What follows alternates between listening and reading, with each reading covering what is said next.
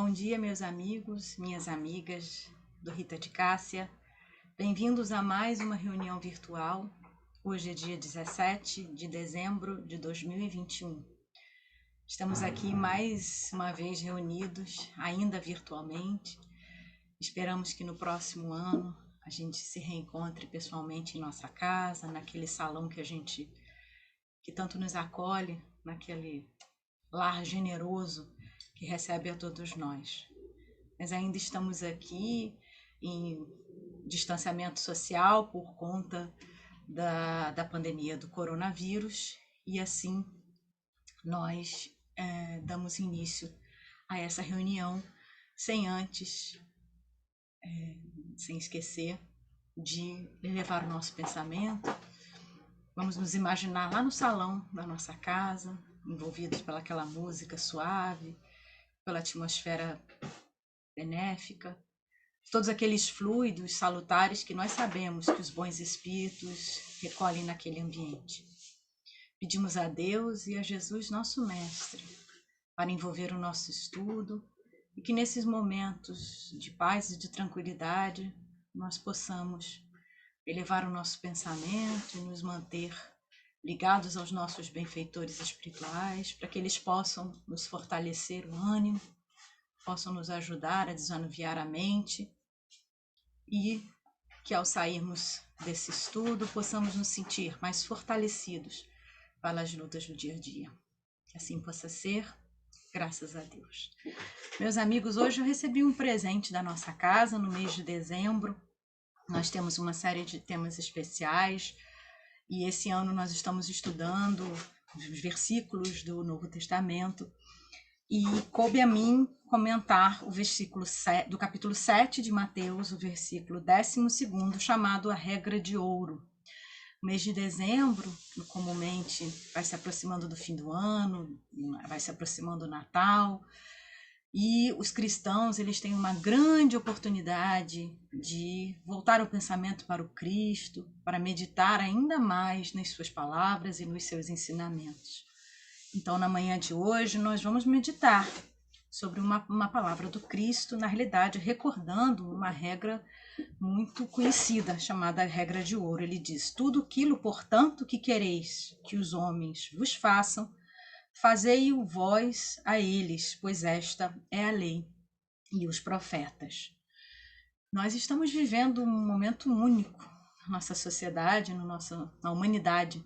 Estamos aqui, se temos algumas lições para aprender com essa pandemia, sabemos que cada um tem a sua para tirar e temos a nossa coletivamente, nós temos uma delas a gente pode destacar, que é a compreensão que nós vivemos em rede. Nós estamos conectados a essa humanidade, para o bem e para o mal. Espero que a cada vez mais a gente entenda que à medida que nós nos empenharmos para compreender essa rede de fraternidade, porque ela existe, quer queiramos, quer não. A gente não tem como resistir a essa rede de fraternidade, porque está na lei de Deus. Então, essa rede que nos envolve e que da qual somos todos parte, nós podemos contribuir sendo elos mais seguros, elos mais resistentes, mais adequados à prática do bem, à prática do amor. Então, para a gente falar dessa ética que o Cristo traz, da regra de ouro, nós temos ela, como eu já havia mencionado, ela se trata da ética da reciprocidade, assim também bastante conhecida em diversas religiões, em diversos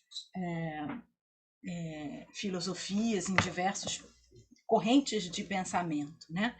A gente remonta ao zoroastrismo para a gente lembrar, né, de quanto tempo antes de Cristo essa mensagem já era difundida, essa ideia, né, de fazer ao outro aquilo que gostaria que nos fôssemos feitos.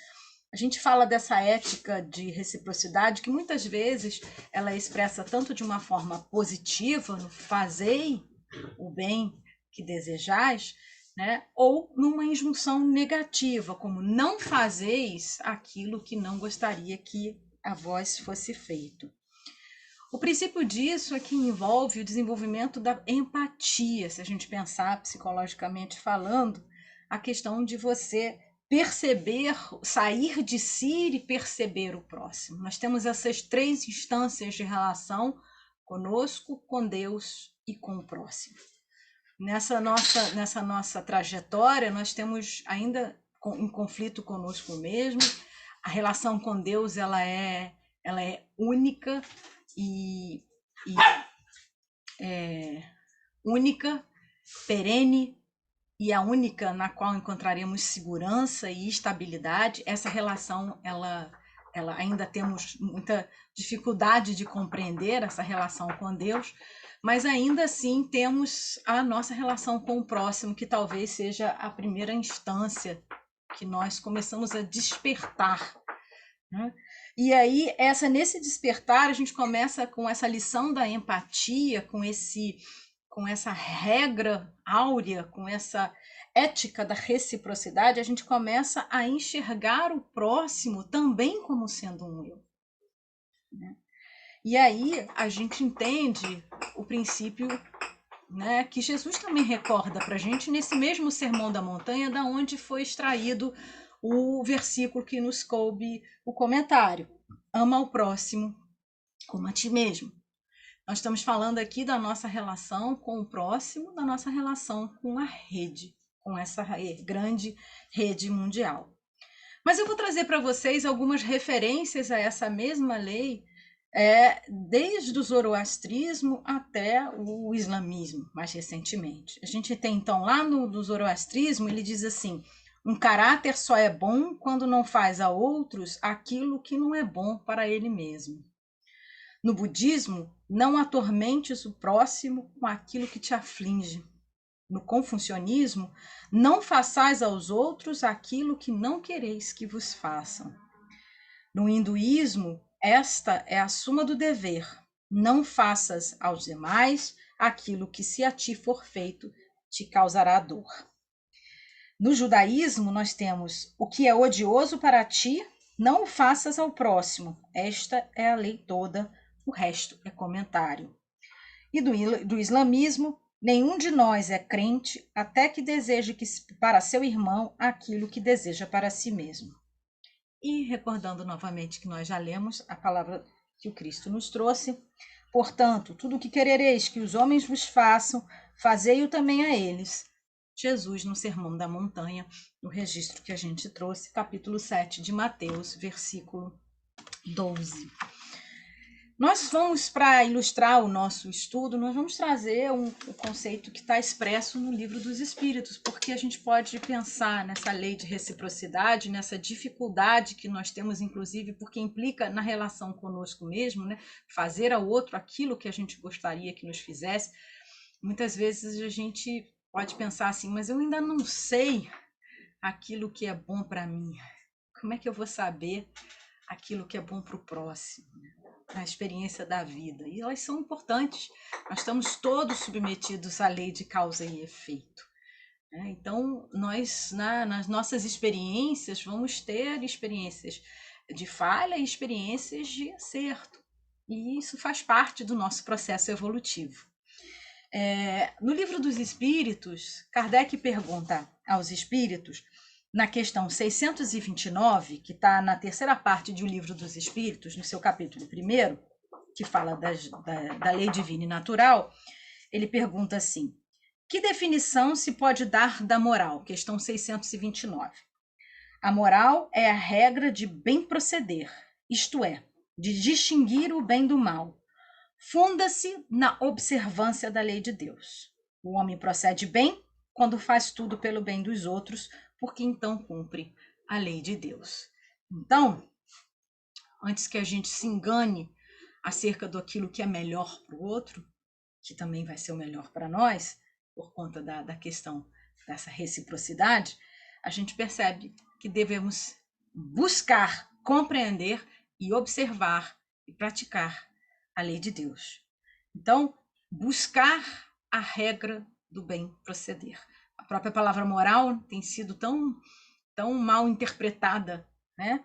que a gente vai usar aqui como referência para nós a regra do bem se proceder, a busca pela a observância da lei de Deus. Então, quando a gente se enganar, quando a gente tiver dúvida, que nós possamos meditar nessa questão, pensar o que seria em consonância com a lei de Deus.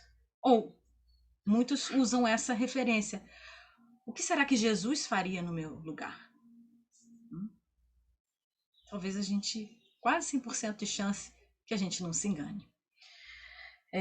Mas Kardec continua dizendo assim: como se pode distinguir o bem do mal? Os espíritos repetem: o bem é tudo conforme a lei de Deus, e o mal é tudo que dela se afasta. Assim, proceder no bem é proceder de acordo com a lei de Deus. Fazer o mal é infringir essa lei. Ele vai trocar em miúdos aquilo que ele já falou. Observar a lei de Deus. Então, tudo que é conforme a lei de Deus é o bem. Traz o bem, na realidade, é tudo que é conforme a lei de Deus. Aquilo que traz segurança, estabilidade, equilíbrio, bem-estar, paz íntima. Na questão 631, Kardec pergunta: o homem tem meios de distinguir por si mesmo o que é o bem e o mal? Ótima pergunta. Você deve estar aí sentado se perguntando, ora, muito bonito, como eu posso então distinguir o bem do mal? E Jesus não, os espíritos dizem: sim, quando crê em Deus e o quer saber. É preciso querer saber. Deus lhe deu a inteligência para distinguir um do outro. É preciso o desenvolvimento da inteligência, que por sua vez vai nos favorecer o desenvolvimento do senso moral. Esses dois conceitos, essas duas potências do espírito, moralidade, o senso moral e a inteligência, elas são codependentes e elas se retroalimentam. Na 632, Kardec nos ajuda, ele continua: por estar sujeito ao erro, o homem não pode enganar-se na apreciação do bem e do mal e crer que faz o bem, quando na realidade faz o mal? Boa pergunta, a gente já tinha mencionado isso. Até na boa vontade, a gente pode pensar que está fazendo bem, né? Porque não deseja o mal, mas ainda não sabe direito o que é o bem. E ele diz: Jesus vos disse: vede o que gostarias que vos fizessem ou não fizessem. Tudo se resume a isso. Não vos enganeis. Então, é parar, pensar, não agir por impulso, não agir com precipitação, meditar, se colocar no lugar do outro. Dificilmente a gente se engana, né? Continuando, a regra do bem e do mal, que poderia se chamar de reciprocidade ou de solidariedade, não pode ser aplicada à conduta pessoal do homem para consigo mesmo. Achará ele na lei natural a regra dessa conduta e um guia seguro? Olha, aqui a gente vai fazer a gente estava falando da nossa relação com o próximo, mas agora a gente vai falar da relação conosco mesmo. Olha o que diz: quando comeis em excesso, isso vos faz mal. Pois bem, é Deus que vos dá a medida do que necessitais. Quando ultrapassais essa medida, sofreis. Dá-se o mesmo em tudo. A lei natural traça para o homem o limite das suas necessidades. Eu vou repetir. A lei natural traça para o homem o limite das suas necessidades. Quando ele ultrapassa, é constrangido pelo sofrimento. Se o homem sempre escutasse essa voz que lhe diz basta, evitaria a maior parte dos males de que acusa a natureza. Então, meus amigos, precisa de desenvolvimento mesmo do senso moral, da inteligência e da maturidade. Requer maturidade, requer investimento. É preciso querer, é preciso buscar, é preciso ter em mente que a gente quer. Se a gente age na vida, reativo a tudo que nos ocorre, sem compreensão, sem minimamente pensar no valor e no significado da vida, fica muito difícil. A base a gente tem. É essa regra que perpassa os grandes temas, muitos textos, muitos discursos, muitas palestras já foram feitas com esse, foram usadas palavras belíssimas para descrevê-la, para nos convidar. Mas é preciso um investimento próprio. Porque muitas vezes, que a gente não se engane, a gente ainda faz mal para si e a gente ainda faz mal para o próximo. A gente pode machucar o outro. Né? E é um exercício importante que Jesus nos faz, se coloca, o exemplo que ele dá e a sugestão que ele nos dá, recomendação, se coloca no lugar do outro, tem compaixão, desenvolve a empatia. Aí a gente sai, né, da visão egóica, narcisista de si mesmo, e a gente consegue ter, inclusive, uma nova relação consigo. Porque às vezes a gente está atordoado, atribulado, ansioso, sofrendo e não sabe onde buscar. Então, esse movimento, vamos usar esse momento do ano, é um momento tão propício, né, em que a gente está cansado, exausto, cansado das notícias, cansado de toda a tristeza, cansado de todo o sofrimento, mas a gente tem um aprendizado para fazer. Não se engane.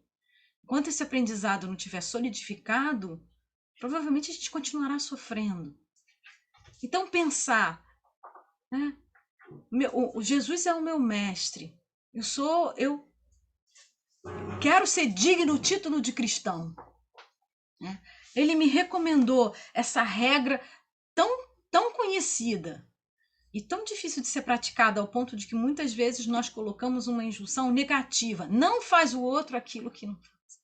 Né? Com talvez uma legítima preocupação de ainda não saber o que era melhor para o outro. Né? E aí a gente, de início, começa usando pela perspectiva negativa. Não vou fazer o outro aquilo que eu não gostaria que fosse feito comigo.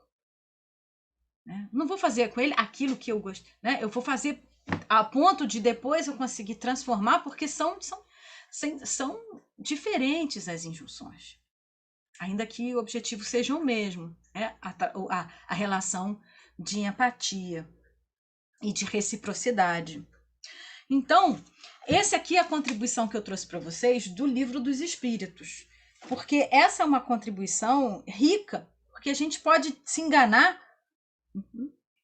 Para nós, a bússola vai ser buscar a lei de Deus, né? Buscar. Jesus tem uma frase que ele diz, né? Aquele que quiser ser o maior, que seja o servidor de todos. A gente, quando começa falando de reciprocidade, de empatia, de compaixão, a gente se lembrou da parábola do samaritano. Estava lendo um texto de Emmanuel comentando essa passagem, chamado Psicologia da Caridade. Esse texto, deixa eu consultar aqui, está no livro da Esperança, capítulo 28. É um capítulo que chama-se Psicologia da Caridade. E ele comentando o item, né, o versículo 12 do Evangelho de Mateus, do capítulo 7, ele comenta a parábola do samaritano, que eu vou ler para nós, para nos inspirar. Ela diz assim, o grande mandamento, eu vou ler do versículo que antecede. O grande mandamento. E eis que um doutor da lei se levantou e disse para experimentá-lo: Mestre, que farei para herdar a vida eterna? E disse ele: o que está escrito na lei? Como lês? Ele então respondeu: Amarás o Senhor teu Deus de todo o teu coração, de toda a tua alma, de toda a tua força. e de todo o teu entendimento, e a teu próximo como a ti mesmo. Jesus disse: respondeste corretamente, faze isso e viverás. Ele, porém, querendo justificar, disse a Jesus: e quem é o meu próximo? E aí Jesus conta essa parábola. Um homem descia de Jerusalém a Jericó e caiu no meio de assaltantes.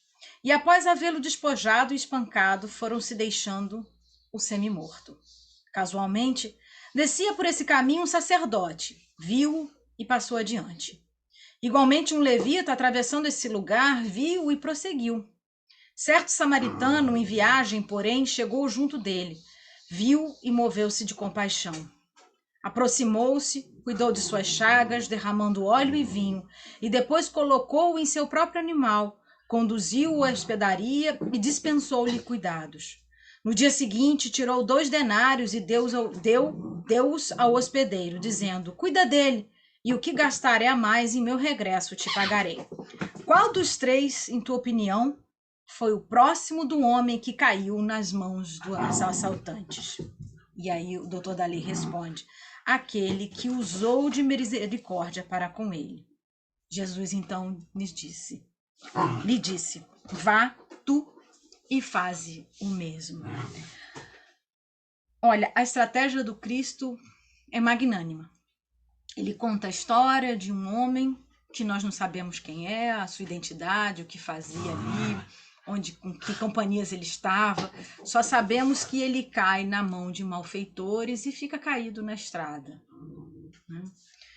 E aí passam aqueles que Jesus, que reconhecidamente por conhecer a lei, por terem acesso à lei, eles teriam mais recursos, vamos dizer assim, para atender às necessidades daquele homem. E aí ele coloca na figura do samaritano, que à época era uma figura muito mal vista, né, que hoje para nós é o símbolo da caridade, né, o samaritano. Aquela época Jesus coloca nessa figura para mostrar que qualquer um, né, pode se colocar no lugar do próximo. Tanto que ele diz assim: viu e moveu-se de compaixão. E aí Jesus, no final, coloca: a quem te parece que foi o próximo daquele ferido? A estratégia do Cristo é fantástica, porque ele nos coloca no lugar do ferido.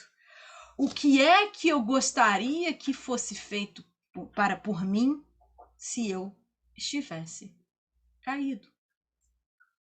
Ora, com certeza o levita e o doutor da lei, eles tinham muitas justificativas. Eles estavam atrasados para a reunião na sinagoga, eles iam para o serviço religioso, ou eles tinham alguma coisa mais importante para fazer, que julgavam mais importante. Mas Jesus nem critica a posição dos... Eu vou pedir licença a vocês só um minutinho para abrir aqui a porta. Eu vou pedir licença a vocês porque eu estou com uma cadelinha bebê e pode ser que o barulhinho dela, vocês ouçam o barulhinho dela. Mas vamos continuar o nosso estudo. Então, falando, né, desse encontro do Cristo, né, que Jesus nos coloca lá naquele momento, naquele encontro com aquele... o fato dele contar essa história, né, nos comove, para a gente se colocar no lugar a gente pode se colocar no lugar de qualquer um ali nessa história, né? Mas para a gente entender o valor da compaixão, a gente precisa se colocar no lugar do ferido. Do ferido. E aí, no texto que eu menciono a vocês, chamado Psicologia da Caridade, Emmanuel fala justamente disso. Ele fala... ele bota assim: não existe em nenhum tópico da literatura mundial figura mais expressiva do que o samaritano generoso apresentada por Jesus para definir a psicologia da caridade. Eu achei interessante esse termo que ele traz, divido com vocês. Né? o samaritano esbarra com uma vítima tanto de malfeitores, ninguém sabe quem são os malfeitores, não interessa. O importante é que Jesus não interessa quem é o próximo, quem é esse, por que ele caiu. O fato é que ele estava semi-morto e havia alguém e ele tinha necessidade de auxílio. E aí ele diz, passam dois religiosos, passam que na realidade eram, como a gente falou, né, pessoas que provavelmente estariam preparadas para o trato da beneficência, passam ao largo, provavelmente com suas legítimas preocupações. E o samaritano que está viajando se detém. Ele também estava ali de passagem, também tinha seus compromissos, mas ele para. Não sabe quem é, ignora a sua procedência, mas não se restringe. Para e atende. E ali ele cuida para que as suas feridas sejam cuidadas, ele o coloca no seu cavalo, ele leva para uma hospedaria, ele organiza tudo o que é preciso para garantir a recuperação daquele caído. Faz tudo o que é possível. Faz o que precisa fazer e promete, olha, se tiver mais despesa, quando eu voltar, acerto. Mas quando ele se despede, ele não deixa o seu, olha, avisa para esse rapaz aí que eu sou que eu sou o seu benfeitor, eu fiz, eu aconteci. Ele não tem essa preocupação. É como Emmanuel diz, não estadeia demagogia de palavras ou atitudes para atrair influência pessoal. No exercício do bem, ofereceu o coração, as mãos, o tempo, o trabalho, o dinheiro e a responsabilidade. Note que a ideia é essa, se Deus nos colocou nesse momento, a gente pode pensar, Senhor, o que queres que eu faça? Vou repetir. No exercício do bem, ofereceu o coração, as mãos, o tempo, o trabalho e o dinheiro. E a responsabilidade. Deu de si o que podia por si, sem nada pedir ou perguntar. A gente tem um modelo nesse que Jesus reúne nesse samaritano. Sempre que interessados em aprender e praticar a misericórdia e a caridade, rememoremos o ensinamento do Cristo e façamos o mesmo. Olha, o modelo está aqui, meus amigos. O modelo está aqui. A gente tem, né, o que nós vimos hoje? Nós conhecemos a regra de ouro, que provavelmente já ouvimos, e já percebemos que ela está presente na história da humanidade em diversos meios, registros religiosos, filosóficos, de alta moral.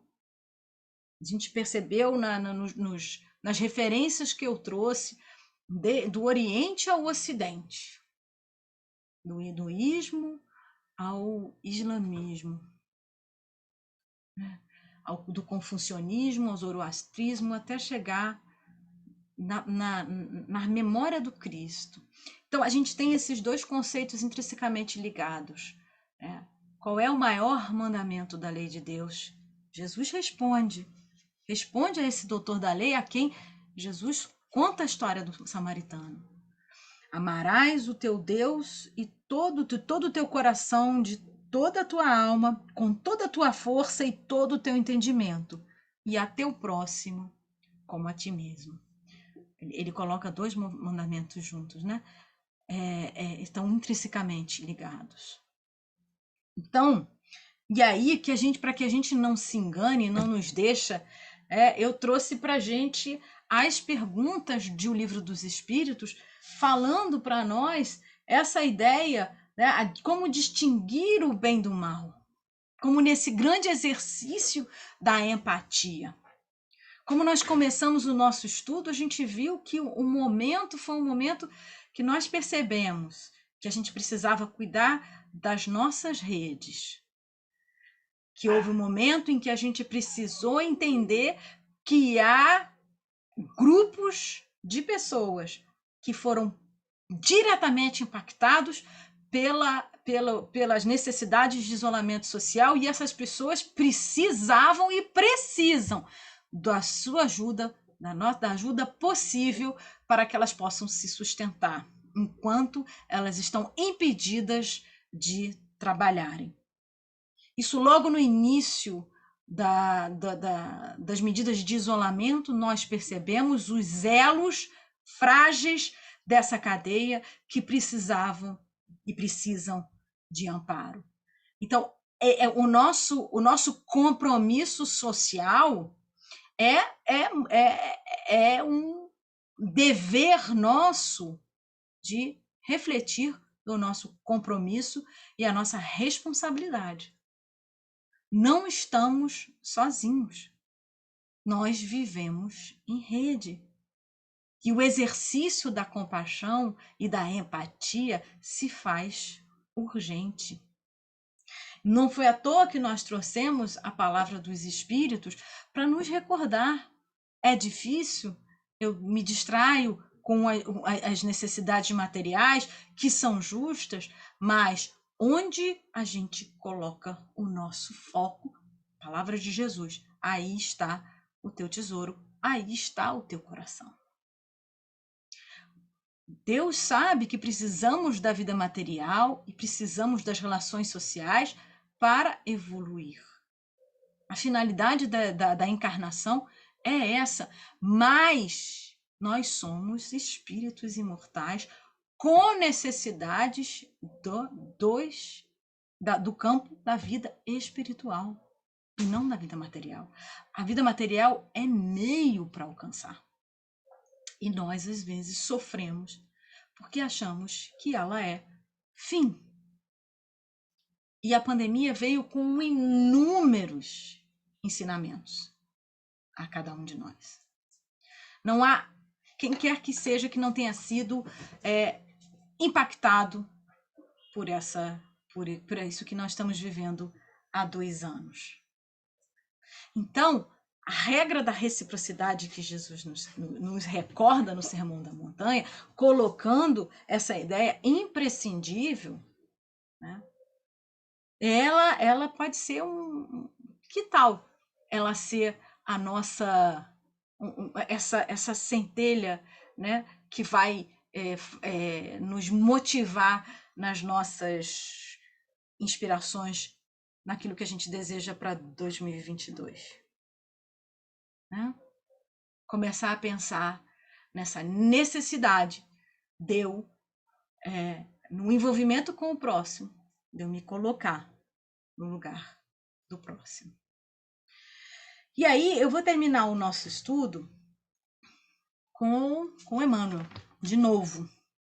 Porque nada disso se faz sem o primeiro passo, que é nosso. Não é do outro, né? Não depende do outro. Isso é algo que muitas vezes nos desvia a atenção. O primeiro passo é nosso. Eu vou ler para vocês o texto de Emmanuel para a gente encerrar o nosso estudo, já para nos embalando para o momento da prece. Esse texto foi registrado em Reformador na edição de dezembro de 1959. Você vê como o texto é ainda urgente. Assim, tudo o que querereis que os homens vos façam, assim também fazei vós a eles, pois esta é a lei e os profetas. Mateus, capítulo 7, versículo 12. O primeiro passo. A regra áurea recebe citações em todos os países. Em torno dela gravitam livros, poemas, apelos e sermãos preciosos. Entretanto, raros se lembram do primeiro passo para que se desvele toda a sua grandeza. Não podemos reclamar a ajuda dos outros, antes é justo prestar auxílio. Não será lícito exigir a desculpa de alguém, antes é imperioso saibamos desculpar. Convidados a compreender, muitos dizem não posso, e em estados auxiliar respondem muitos, ainda não. Esquece-se, porém, de que amanhã serão talvez os necessitados e os réus carecentes de perdão e socorro. E muitas vezes ainda, quando não precisem de semelhantes bênçãos para si mesmos, por elas suspirarão em favor dos que mais amem a face das sombras que lhes devastam a vida. Desculpa, que lhes devastam a vida. Se um exemplo pode ser invocado como bússola, recordemos Jesus.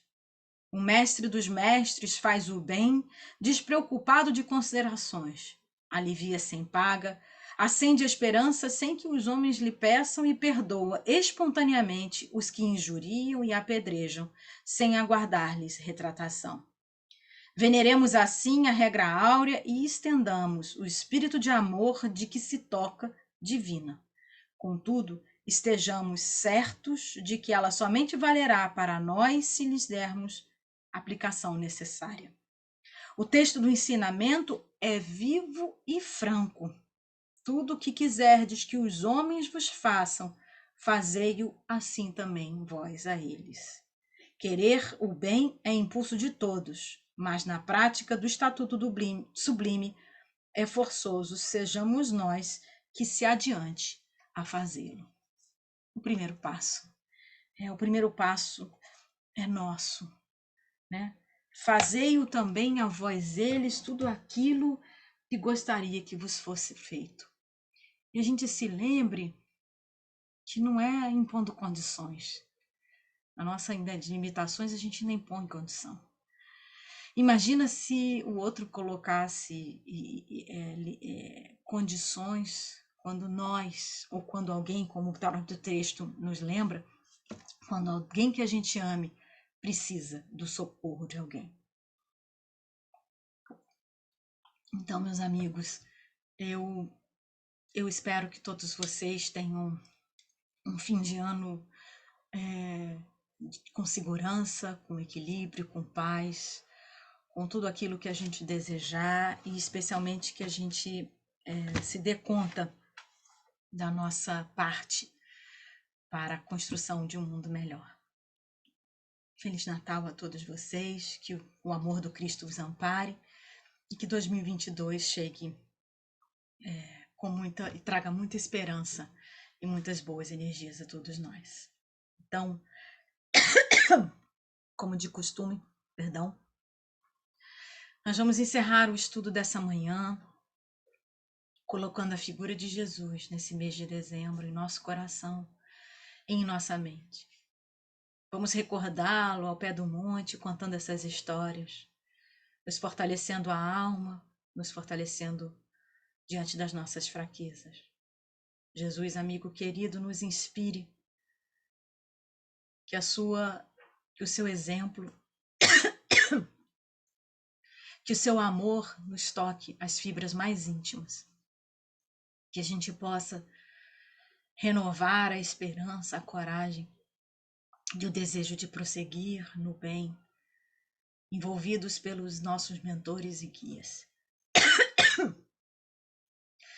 Pedimos, Senhor, que abençoe as nossas escolhas, abençoe os nossos caminhos e nos ajude, Senhor, a encontrar a energia em nós para fazer o que é preciso, em favor do bem, em favor da paz, em favor do amor.